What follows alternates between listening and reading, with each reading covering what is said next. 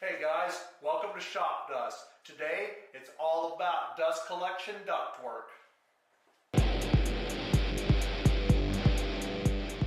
And here we are, preparing to do ducting for the dust collector.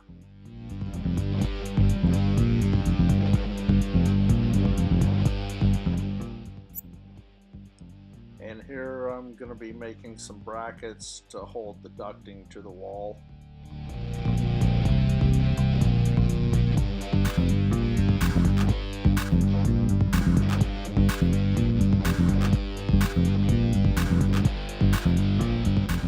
Just used 3/4 inch scrap plywood I had laying around the shop and some 2x4s cut into 3/4 inch strips.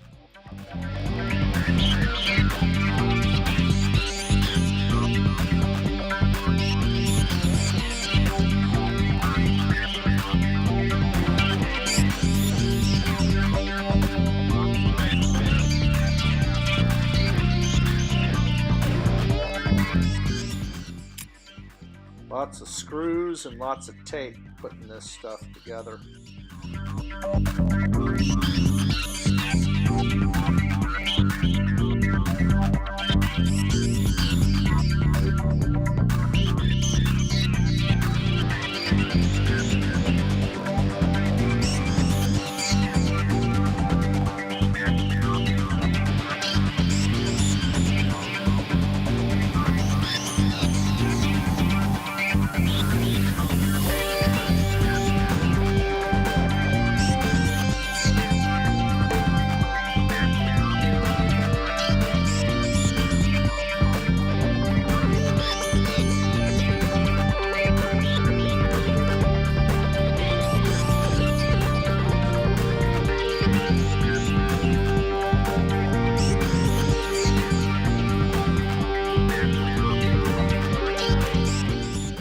Found on these elbows, if you mark a line where you've rotated your joints, it's easier to keep them aligned as you tape them so they're not shifting around on you.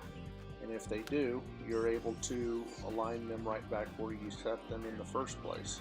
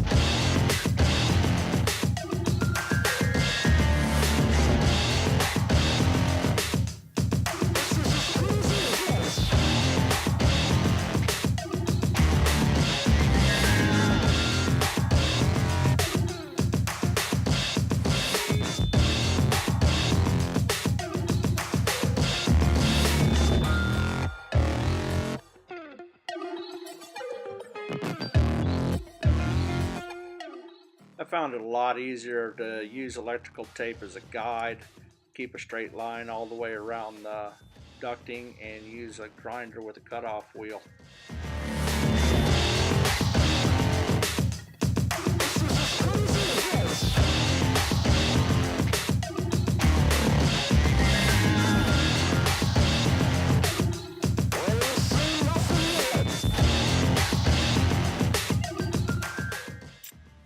Lots and lots of tape.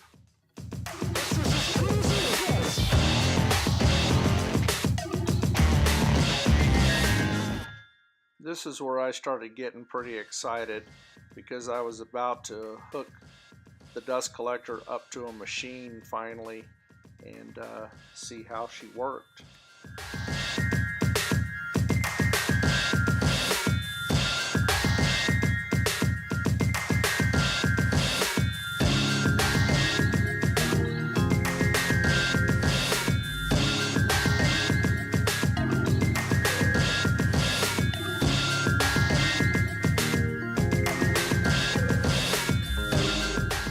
The hose I used here was pretty robust stuff. It isn't really dust collector hose, it's more for pumping water. But it is robust, it's very durable. That comes with a price tag, but I think it'll be a lot better in the long run. It'll hold up to pretty much anything I could throw at it in a wood shop.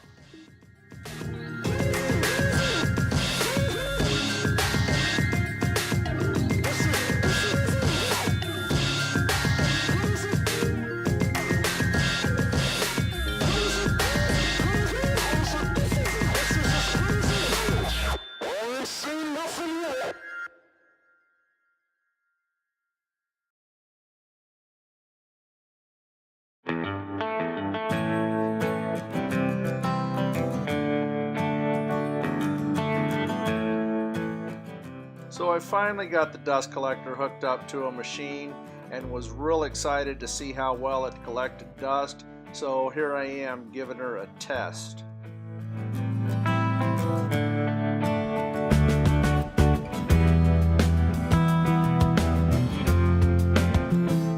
And as far as I can tell, it did pretty darn good. So here I am using the garage door rails to support the ducting harness and the ducting, seeing as how I'm going right in between them. Might as well use what I have, huh?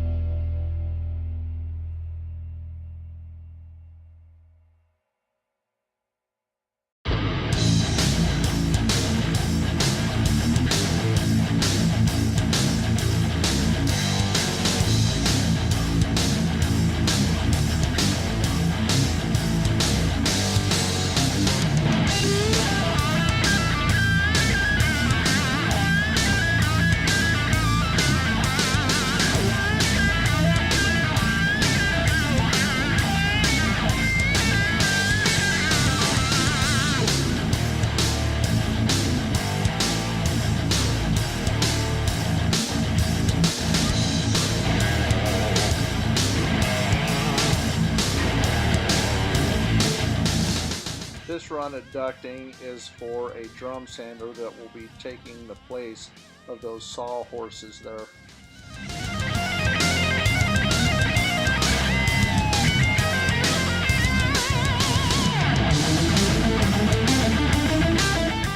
You'll notice the Y here with two blast gates. One blast gate's for the drum sander, the other blast gate is for a 4-inch collapsible hose for general cleanup.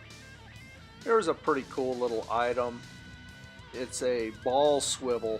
It takes a 2.5-inch shop vac hose that I'll be able to get adapters for and hook it up to my orbital sander, my biscuit joiner, and other hand power tools that have dust collection on them.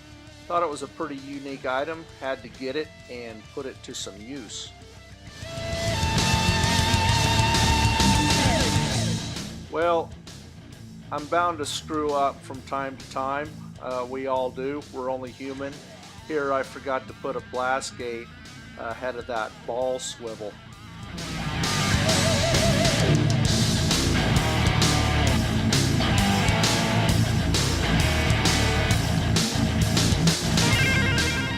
So after I fix my screw up with the ball joint there, I'm running ducting across the rest of the shop to hook up to the lathe and a scroll saw that I have on the other side of the shop against the back wall.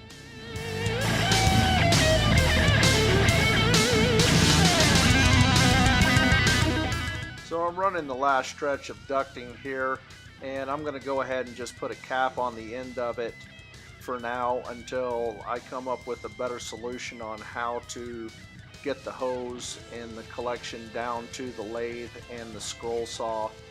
I have shelving in the way there, which is going to make it difficult. I'm not sure if I'm going to go through it or around it just yet, but I don't use those tools very much, so I have time to think about it. So I guess the best place to start a dust collection ductwork tour is at the dust collector. There we have the Laguna C-Flux 220 volt single phase dust collector.